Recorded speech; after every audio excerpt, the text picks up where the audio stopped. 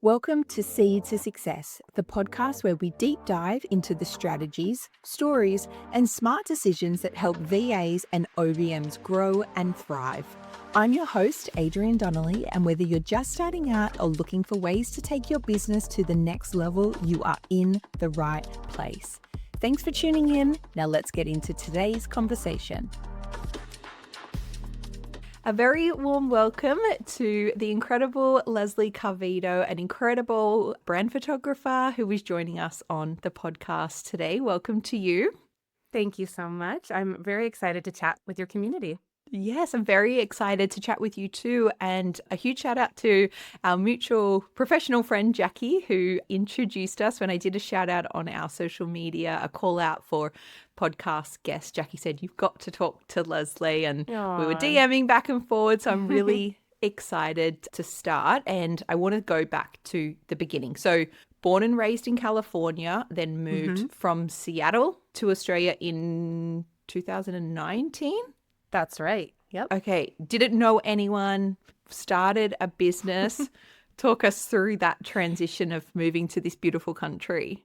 Yeah, definitely. So my husband and I love to travel. And as Americans, we don't get a lot of time off here. But every year we had a goal to go visit a new country. So in 2018, we were in New Zealand for 3 weeks. And while we were gallivanting and adventuring around, we thought, wouldn't it be incredible to just move to a new country for a couple years? And instead of being in a place for a couple weeks and then leaving, like, what if we really could plant ourselves in a space and experience that country for a couple of years and then move back to the States? And I was already working for myself at the time as a freelancer, doing a lot of different jobs. And my husband worked for an international company. So basically, I was like, if we want to go anywhere, you kind of have to be the one to get us there in terms of sponsorship and all that. So he started to reach out to people in his company, and it actually happened quite quickly that someone he knew said, hey, there's a job in Melbourne. You should apply for it if you want to move abroad.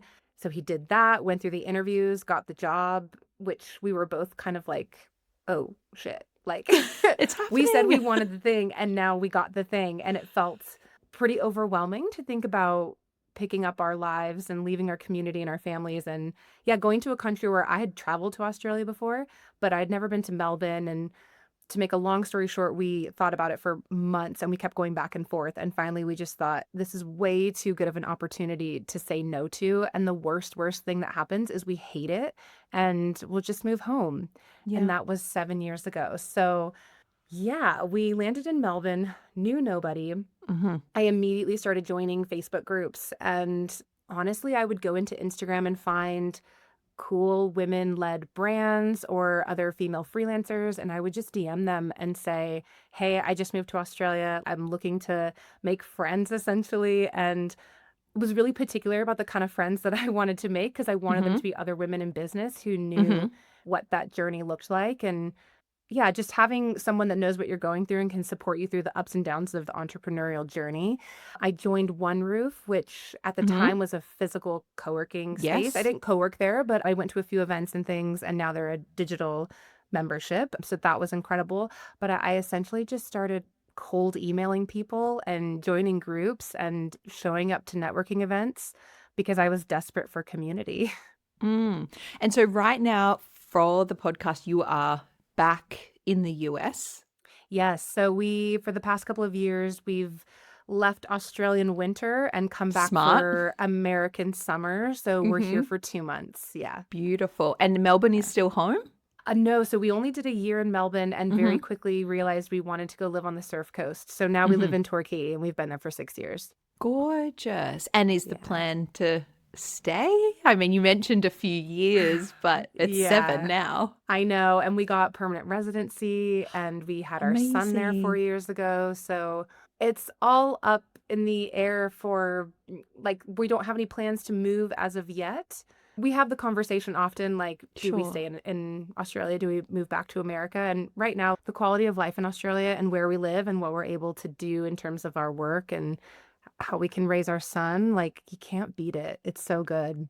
How has that mindset around that sort of, well, what's the worst that can happen type thinking helped you from a business perspective? Oh, that's a good We've question. gone So totally off script straight on the second we have, question. but that's fine. I used to do a lot of the worst case scenario planning or thinking. I'm trying to change my mindset more into the what's the best case scenario, like what's actually the best that can happen. So instead of my mind drifting into "Oh, what's the bad things that can happen with this decision?" I'm trying to shift it into what are the incredible opportunities or experiences that I can have. But I will say that in terms of, I guess, when you get to like a plan D, like the plan D is the worst case scenario. I think that a lot of times we make things bigger than they are. Yeah. We make the consequences bigger than they are when really it's not that bad at all. So I think when you go to the worst case scenario, it just minimizes the fear. At least it does for me. Yeah. My therapist refers to that as catastrophic thinking, which she has told me is a Yes. strong skill set of mine, which I'll take. I think that's sort of a backhanded compliment, but I'll take it. But Yeah. I think sometimes in business that can be it. It's like, what if the client says no? What if they don't accept the proposal? What if no one likes my post? What if no one opens my email? But it's such a beautiful way to look at it. It's like, well, what if the right person, the one person just opens that email and it lands Yeah. perfectly for them on that Yeah. day? Or what happens if I put my pricing up and no one pushes back on it? Or what happens if they do? Well, then I can review my pricing again. So I love that idea around shifting it to like, Mm. okay, what's the best that can happen? I often correct people when they say, in case I get hit by a bus, I'm like, no, it's like, what happens if I win lotto? Let's put out Yeah. the best case scenario instead Yeah. of the worst case scenario. Definitely. Yeah, I love that. Hmm. So you talk a lot about in your space in that sort of brand and personal branding photography about visibility. And I think a lot of us that are listening, when we think about visibility, we associate that with social media. When people are like, Mm-hmm. you've got to show up on your social media, you've got to be consistent, you've got to do more video talking. How do you define visibility in the work that you do? Yeah. And it may be useful to, I guess, at this point, share a little bit more about the work that you do if people haven't come across you before. Sure. So I'll start with what I do. I definitely define myself as a multi-passionate creative. So I have a few things going on, but personal brand photography for female creatives and entrepreneurs, that's definitely my main thing. I am a visibility mentor, which we'll get into more of that. Yep. I host my own podcast as well. I stepped into producing last year, which is really fun. And I've also created communities and run events for women in business. So I think the thread through it all is I'm just really passionate about women showing up and sharing their gifts and being seen by the right people and having sustainable businesses and doing things that they love and building a career and a life that they love. So I define visibility as being seen and recognized and also discoverable by your quote unquote target audience. I call them my dream clients. And that can really look a number of different ways.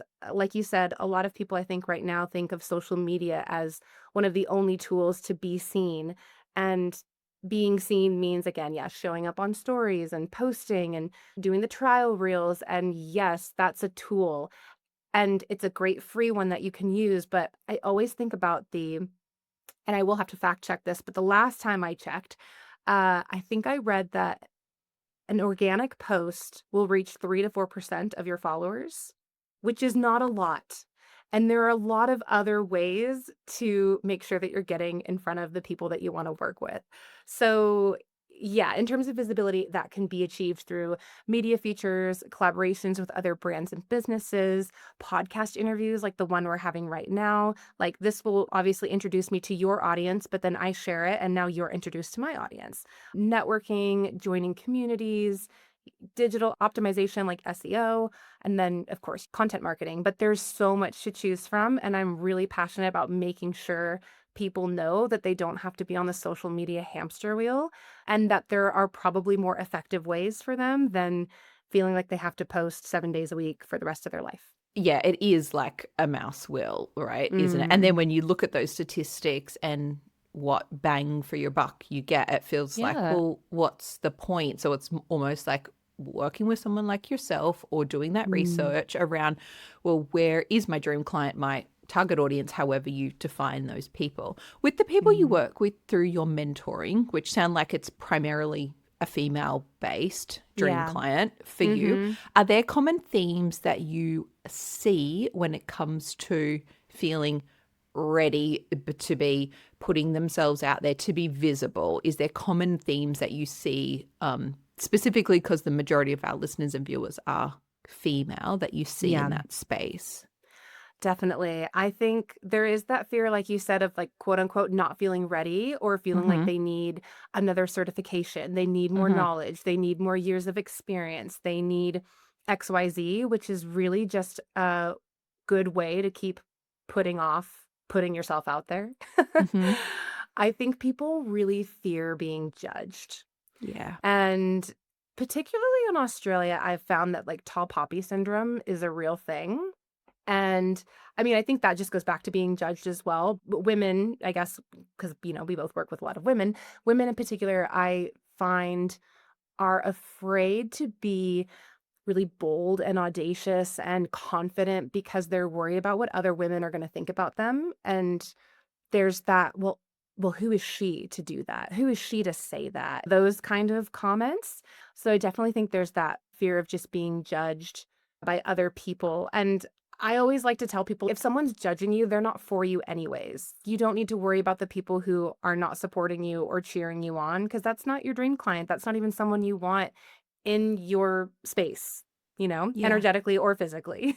Yeah. And I think, I mean, I know I've definitely been guilty of, especially on social media, seeing someone else's success and almost interrogating that initial instinct of like judgment, or trying to pull it Yeah. apart and like, well, where is that actually coming from? And it's more Mm, a projection of my own stuff, to be very like honest and totally. vulnerable, to be like, oh, that's actually because what they're doing is something you've got on your to-do list and you're putting it off Mm-hmm. because you don't feel ready, you don't feel qualified, you feel like no one's going to answer the call of what you're putting out there.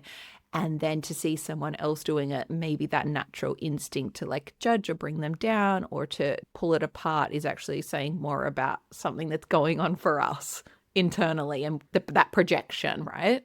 Yeah, I 100% agree. And I think it's such a good mirror and a good exercise to do what you do in terms of interrogate your own Mm, thoughts around that. Because what I have found as well, because I think it's natural to have those thoughts, right? Like you see someone doing something that you're like, well, that's really freaking cool. Or like, I yeah, had that idea, but I didn't yeah, move on it. Or, yeah. well, why Why is didn't she I get that getting opportunity? exactly? And what I try and do is really get the judgments out of the way and just think, cool, this person is actually such an incredible expander for me because they're showing me what's possible if I decide to put myself out there as well. Like she's just showing me that if she can do it, I can do it, you know? Mm, using that almost as like an inspiration or like a motivator for yourself, Yeah. as like instead of pulling them Mm, down, allowing them to bring you yeah. up into that Yeah. place that I guess you're looking to step into. Yeah. Yeah. 100%.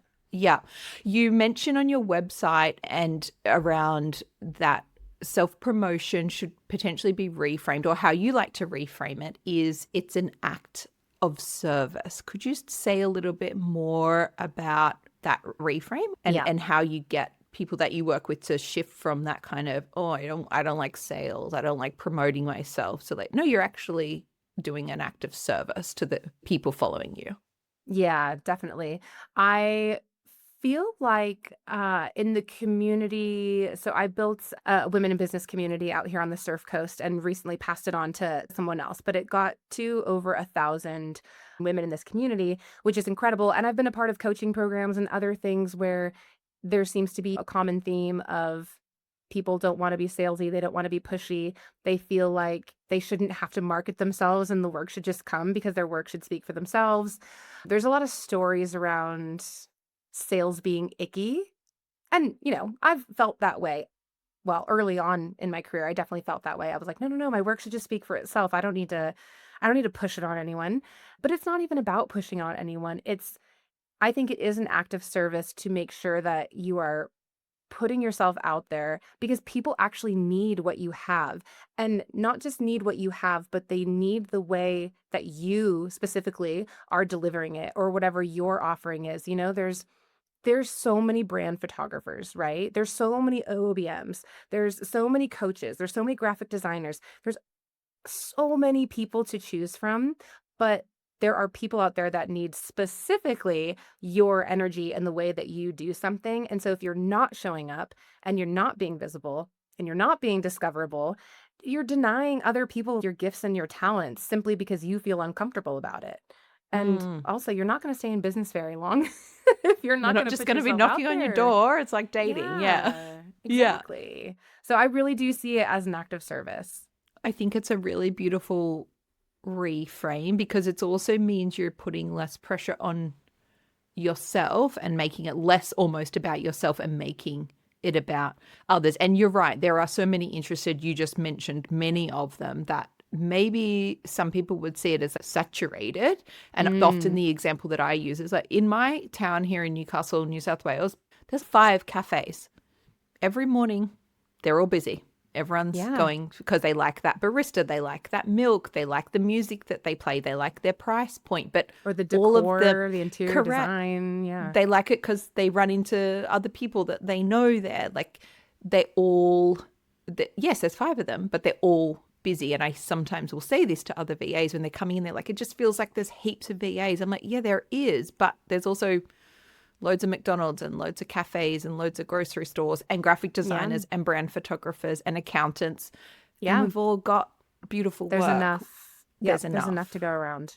Yeah. It sounds like a lot of the work that you do really centers around the mindset of the people that you're working at. Would that be a fair assumption? That would be, even though I've never even quite thought about it. I've done heaps of my own personal development and personal work. So I think when you've practiced something for so long, you almost forget about it. It's just running in the back of your head. But I do think mindset is something, I think about this a lot actually, about how many women I know who maybe worked in corporate for a long time, and then maybe it was during mat leave, or maybe it was just they didn't want to do corporate anymore. At whatever point, there was a shift and they decided they wanted to create something of their own. They wanted Yeah. to open up their own business. They wanted the freedom. They wanted the whatever. But they know they have a talent and a unique skill set, but that's only one part of running a business. There's so much else to learn about running a business. And that's actually like, accounting, or if you want to do everything yourself, there's accounting, there's marketing and sales and admin and so much stuff. And I feel like mindset doesn't normally get popped into that, like those categories, but The mindset hats is you have to so, wear. oh my God, it's so important in business because there is nobody that's going to push you to do things. There's nobody that's going to believe in you as much as you believe in yourself. Like, you're kind of on your own. Hopefully you do have a community of people to support you, but I feel like mindset is something that you have to keep working on. It's not like, oh, I did this mindset thing and now I'm good for the rest of my life. It's like there's always going to be challenges, especially in business. It's the best personal development journey you could ever go on is to start a business. It'll push you in ways you've not Mm. been pushed. But I think also too, the mindset thing, it changes as you move through different seasons of life, and then add on the female experience around hormones, and if you choose to have children, and playing the caring role, and your own health and how that changes over the decades. It's almost then there's different mind shift changes that happen as you navigate those different seasons of womanhood as well, I think. Yeah. It's, as you said, it's not a set and forget. Yeah, it's a Type. constant checking in. I've gone through seasons in my business where I haven't thought about my mindset. And then one day I will just think, oh, that's interesting. That kind of negative thought has been on a loop. Why have I been thinking about that in that way for so long? And you need to take yourself out of it and be like, whoa, we need to change that up. Yeah. And then it's like back to doing the work, back to working out where that's coming from. Yeah. We talked before about visibility and not it just being a social media strategy, I guess, or focus, and all those other variations of ways that female business owners can be more visible. In your experience, do you have any sort of examples of where you took a different approach to visibility and there were some wins, or maybe some of the people that you've worked with around like partnerships or collaborations or opportunities that came up when they started thinking a little bit differently, or you started thinking a little bit differently around visibility? Definitely. I think that people forget that in person is one of the most powerful ways to connect to people. We're Mm, online all the time now. We're always on our phones. A lot of us work online. We work on our computers. We work from home. Maybe we're connecting via DMs or Instagrams, but I know a lot of women in business have a hard time taking themselves outside their home and connecting with other people in business. yeah. And I feel like that's one tip to give to people. Like if you're feeling stuck and you're feeling again like you're just relying on social media, it's like take yourself out of your house and look for a local event near you. Or if you're an introvert and you're a bit fearful of big events, then just find somebody that's really inspiring to you and invite them out for coffee. Because knowing one person can actually change a lot. I always think about it as like a web, right? So like if you're one person, you have your web of connections. You meet one other person, they have their web of connections. And so it's never really like you're just meeting one person.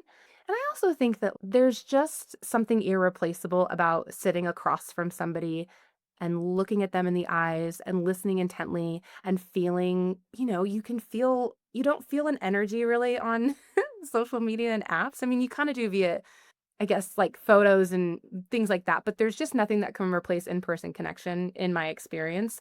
And this is something I need to get back to actually, because since I've passed on the community that I built, Yeah. I have found myself not going out as much and not Yeah. connecting with people in real life. And I'm like, ooh, note to self, get back out there amongst the people.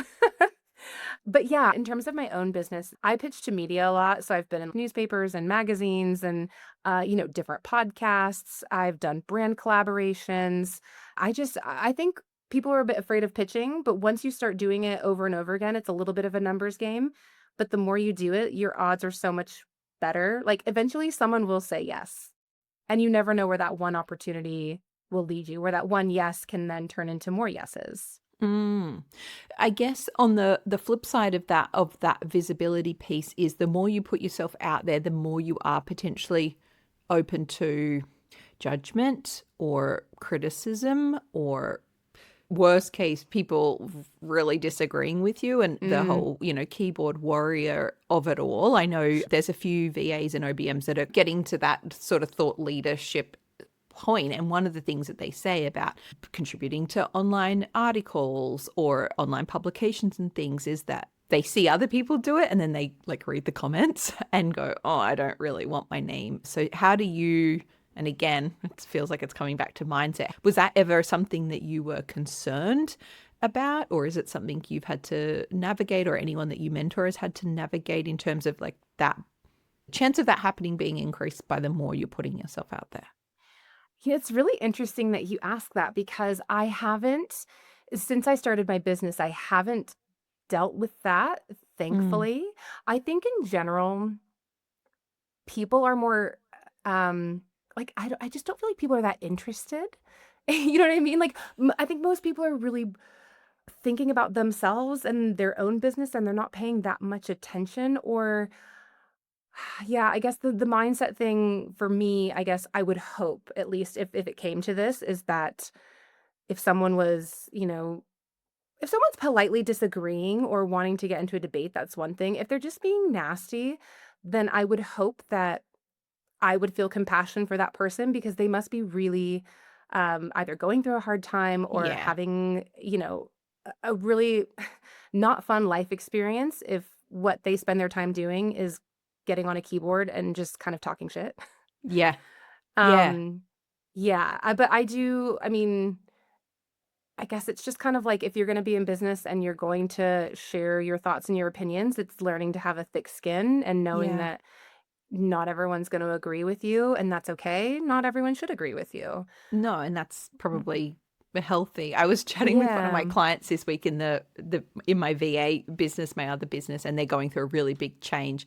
And she's Mm. just like, oh, it's like there's so much. And we're having to have these difficult conversations with clients. And she was saying her mum had said, once my psychologist said to us, let's just be honest, no one really cares that much about Yeah.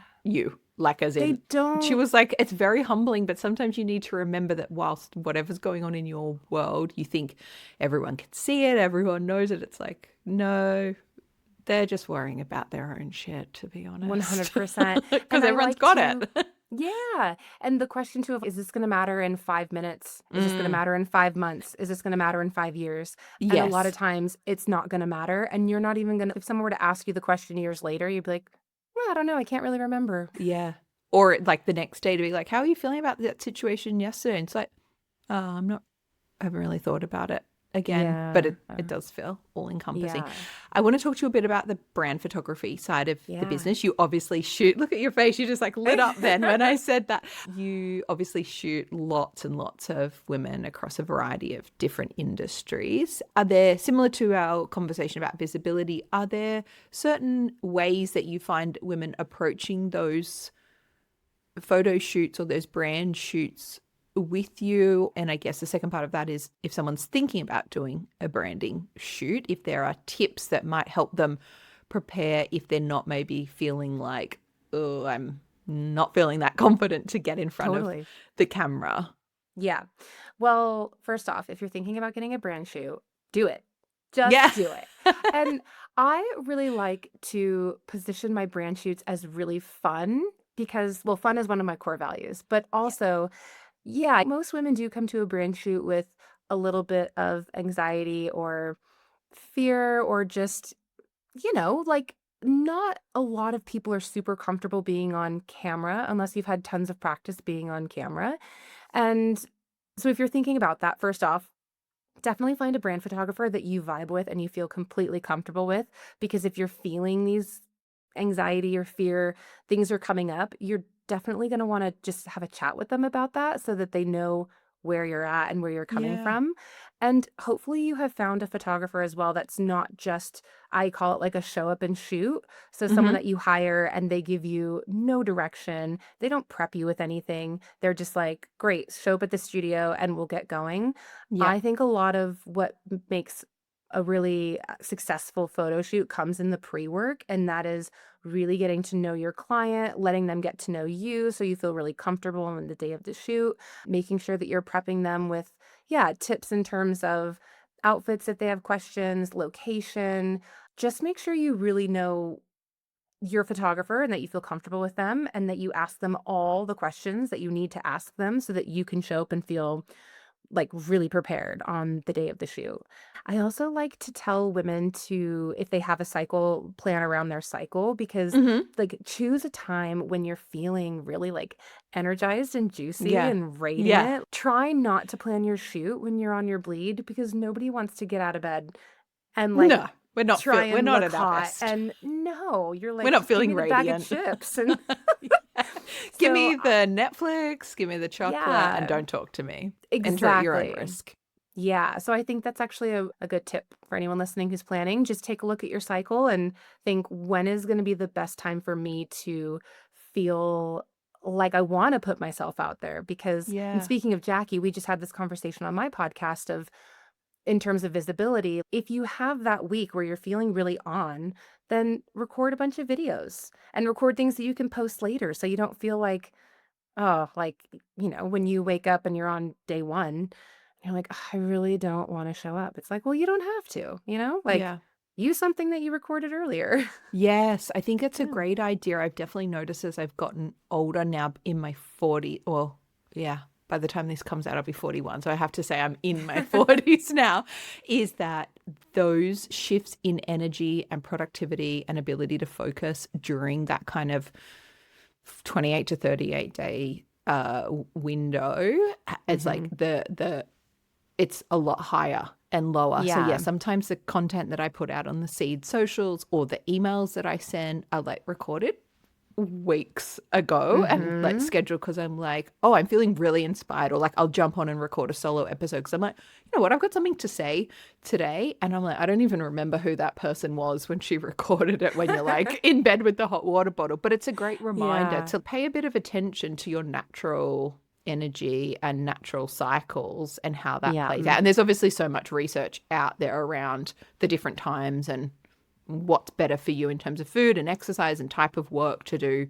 It's a really good point. I never thought about that from a shoot perspective. Yeah. And even how you're feeling about yourself physically, some women get really bloated or they Yeah. break out, or so there's just, lots of things to think about in terms of your cycle and your energy and whether or not you feel like showing up. Mm. Yeah, it's a great perspective. I'd not thought about layering that over the top of your photo shoots. All the other things, yeah. All the other things. Yeah.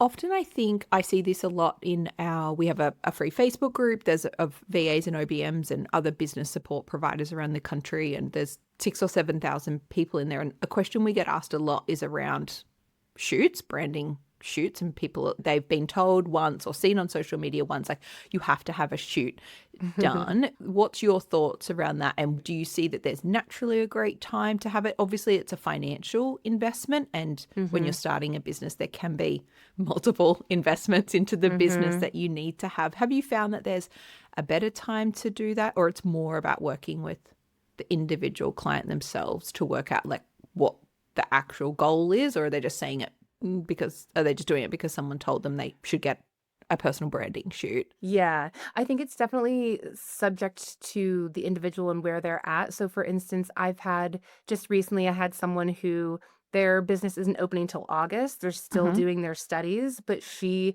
is full force type A. I want it all done. I'm investing. Let's go. So, we did her photos 2 months ago. And she's like, cool, I've got the website now. I've got the copy. I've got the photos ready to go. So I think there are some business owners. And again, like you said, it could be that they're just in the right financial position. It could just be that they're going for it. Yeah. And they're ready. And then, there's some that it needs to be more of a slower rollout of things. I think what's cool about nowadays is that it's actually, I feel like we had a moment in time where everything was really glossy and everything was high res and everything was professional. And honestly, everything kind of looked the same and it got a bit boring. Yeah. But I feel like that era has shifted and now there's a lot more lo-fi kind of selfie. I mean, who doesn't have an iPhone that takes a great photo, to be Yeah. honest? And people are actually more interested in that just day-to-day documentary, put text over a photo that you took that morning of your breakfast. I mean, it's almost gone to like a really casual kind of vibe, at least on social media. So what I do tell people is like, you actually don't need professional brand images for everything, but you do need professional brand images for some things, Yes. in my opinion, again, because this is a great example. So I don't know if you've done this where you're traveling and you Google something and you go to someone's website and you immediately are a bit turned off by what you see. And they could be the best massage therapist. It could be the Yep. best restaurant. It could be the best place to rent a jet ski. I'm just saying that because I'm on a lake right now. But if their website sucks and if their photos are selfies, do you see those photos where it's like, obviously there's someone next to them with an arm around them, but then it's been cut off? And so it's like them without an arm. To me, when I see things like that, I just think, okay, well, this person's not willing to invest in themselves and their business, and I'm not going to. To me, it's a reflection of how professional and how seriously they're taking their business. Again, they could be the best at what they do, but that's not translating, and so I don't trust them. Yeah. And so I just X out of it. And so I think that's just something to remember for people building businesses, is that if you don't have the resources for a professional shoot right away, that's okay. Honestly, try and do a trade with like you can trade your service with a photographer who's also maybe starting out and doing their portfolio. I was so good with trades when I was building my business. It's like, you've got that, I need that. I've got this, you need this. Let's do a swap. We're a bit in time, like cash poor, but we've got time. so that trade Yeah. works. Yeah. Yeah, and just like you don't need at the start, you don't need a ton of professional images, but I do think it's important to have them for your website. Obviously, if you're doing things like speaking gigs, if you are pitching to media, a lot of times media, they're not going to come over and take your photo. They're like, send me your high res information, your bio, all that. Yep. So the deeper you get into your business journey, the more you will need those professional images. But I think there's a nice blend right now of there's there's places that you want those professional images, and then there's places where you can just use your phone, and that's cool too. I think people are resonating a little bit more with that kind of, like you said, that lo-fi content, not just the Yeah. highly polished, because also, I don't know about you, but sometimes in my branding photos, that's not what the woman who turns up for the meetings looks like. Mm. Sometimes if you're Mhm. heavily done up and styled and everything's staged, and then for me, I have a lot of clients in person, or I do a lot of obviously like online meetings. I'm like, those two people don't look like necessarily the same. So it's like Yeah. trying to find something in the middle. Yeah. You mentioned before about everything starting to look a bit the same. For you Mm. as a brand photographer, how do you stay inspired about different setups and backdrops and styles of shoots? Like, I think we're coming out of this very beige, very blurred walking, all that, where you start to, even when I've done branding shoots, I'm like, that's all that Pinterest is giving me. And Mhm. it just feels very same. How do you as a branding professional stay across new concepts or cool ideas so that you can be giving your clients like a fresh experience? Yeah. So I mean, Pinterest is still I still look at Pinterest and stuff, but you're right, you do end up seeing a lot of things. I like looking at magazines. So I Mm-hmm. like to buy magazines and actually flip through even like fashion editorial kind of magazines. Mm. But I think what's really important is that like personal branding imagery is all about bringing out the personal. So for instance, you mentioned you've done a brand shoot where that woman, like she exists, but sometimes that's not who people see in real life kind of a thing. And so I had a client recently where we were going through her brand questionnaire and I was asking her about like how many outfits she would plan. She's a beautiful Pilates instructor and she's got such a vivacious, loud laugh, big energy. And anyways, I asked her about outfits and she's like, "Well, I really don't like." She's like, "I'm kind of always in active wear." And I was like, "That's cool." I'm like, "I don't want to put you in anything that you don't actually Yeah. wear or that doesn't feel authentic to you because when you try and when you try and do something like that where you're changing what the person looks like or wears or Mm. whatever, it's like you can see that that will translate in the photo where they're like, this doesn't feel like me. Yeah. And so I try and always be really just across what feels authentic to that client and what they would actually do, what they would actually wear, who their clients are, and create concepts that are just really specific to them so that when someone sees a photo of them and then meets them in person or sees a BTS video of our shoot and then goes to her class, it's like, oh, yeah, that's the girl I saw in the shoot. That checks out.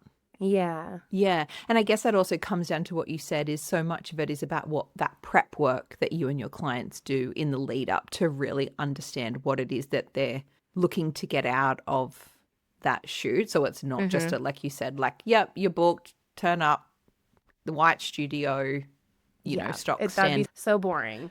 You would look like Yeah. everybody else. And like going back Yeah. to visibility, I think that's another thing too, is if you're not giving anybody a reason to stop in terms Yeah. of your photos, or at least it's like people are going to very easily swipe by if they feel like you're not giving them anything different, you Yeah. know? And it needs to be, as you said, a connected experience of that person. So whether you go to their Pilates class, you jump on and interview them for a podcast, you walk into their hair salon, their restaurant, their cafe, that it's all a cohesive first impression of that person. Because that Yeah. builds trust. And that's part of Yeah. what a brand shoot is for as well, is to help you build trust, to show your face, to say like, hey, I'm a real human. And I also really love in my brand questionnaire, I ask, what are the quirks? What are the things your clients tell you about yourself? And Yeah. to really highlight those and bring those out because I just, again, I really want to bring out the personal and the personal brand experience because you're not like Yes. everybody else. So why not highlight those things so the right people that vibe with that? Like there's a gal in WA who's obsessed with Harry Potter, and I'm obsessed with Harry Potter. And so a lot of her content and stuff is around Harry Potter. And I'm like, I totally dig you and how Yeah. much you love Harry Potter. But now you know her as the Harry Potter girl Yeah, from WA. exactly. It's super memorable. Yeah. Well, Yeah. I want to throw a little extra question here because it is something I hear a lot and something I've experienced too. For service-based businesses coming into branding shoots, because we don't always we're selling our time, the experience we provide, our admin skills, our canvas skills, our whatever our skills are. How does that then translate in terms of the types of photos that you can get when we don't necessarily have a physical, tangible product that we can take photos of, be shot with, be interacting with, when it is our time or our Yeah. expertise that we're selling? Because it's something I've definitely struggled with branding shoots myself. I think one thing that you can do is, and a lot of people, until I mention it, are like, oh, yeah, that's a good idea, is to just bring a client or a mock client or a friend, into your shoot so that people can see you with another person and Mm-hmm. they automatically can insert themselves into the photo of being like, oh, okay. Like I see her working with someone, I can see Yes. myself working with her. So instead of it just being you, which you don't need 50 images of just you, or like you and your laptop or anything. It's like bring another human into it. And Mm-hmm. that way people can kind of get, and you even get shots of like you two laughing. And you can feel the energy more when there's another human inside the photo. Another thing is like, it doesn't always have to relate back to your work. And I Mm. think that's when things get really fun and exciting. It's like, that's when you can bring in some of the personal stuff. Like I've had someone bring in a dog, like their dog for their photo shoot because their dog is their best friend. It's like bringing those little things in that are true and unique and authentic to you so that people can just get to know you on a more personal level because Yeah. they're already going to know what you do, right? If they're on your Instagram, they see your bio, they go to your website, they're like, cool, I get what she does. Now, who is she? Is she the person for me? So I Mm. feel like bringing in personality, bringing in like a mock client or another human, and then bringing in just like fun, random things that make you you. Like I had a client who brought in these like squishy croissants. They're like fake croissants in a baguette and like a little Polaroid camera. So, oh, props. That's a big thing. Bring props. They're the best to like, especially when people don't know what to do with their hands. Hold Yeah. something. Yeah. It's so true, especially that you said about getting to know the whole person, especially for those of us that work really closely with our clients in that sort of role of personal assistant or executive assistant, albeit virtually. So much of it is about trust and rapport and the connection, because often it's just you and them and you are privy to every aspect of their life, the personal, the Mm, professional, the good, bad, and the otherwise. So I love that point that you made around letting them know the whole of you, because I think then, because in those roles, when you do work so professionally, intimately with a client, it just gets them to know you a little bit more than just someone who's going to manage their inbox or book their flights or manage their diary for them. mm-hmm. Yep. Yeah, it's a really Agreed. good point. My final question, for someone who's thinking, you know what, I think I might be ready to start putting myself out there. It's going to be tricky. It's going to be uncomfortable. It's going to stretch me a little bit, but I can't keep putting this off forever. Am I ever going to be ready? Are there any sort of actionable takeaways that you could give to anyone who's listening, who is in that feeling of like desire to be more visible, but a level of uncomfortableness with being more visible to their dream clients, their target audience? Yeah. So I'm going to do a shameless plug right now because I'm running a little mini sprint called Your Yes. Visibility Era. So I did one about a month ago. That was round one, and it was incredible. And Mm-hmm. all of the girls like push past their comfort zone. It just took really bold moves, and I'm so excited to offer it again. So it is called Your Visibility Era. This is round two. We're doing 2 weeks together, and on the first 5 days, I drop daily challenges. So the Mm-hmm. idea is to get you out of your head, take away the overwhelm.